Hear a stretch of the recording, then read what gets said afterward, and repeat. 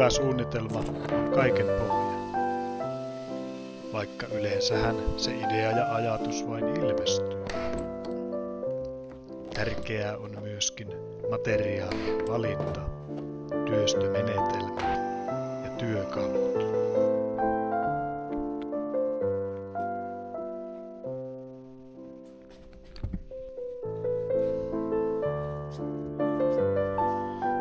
Hyvin usein se on niin, että kun itse tekee, niin saa sellaista, kun sattuu tulemaan.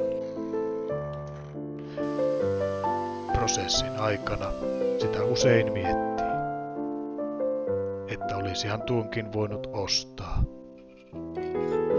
Mutta kukkaron kaivaminen, se aina niin vihloo rintaa. Nuukuus, köyhyyden oire.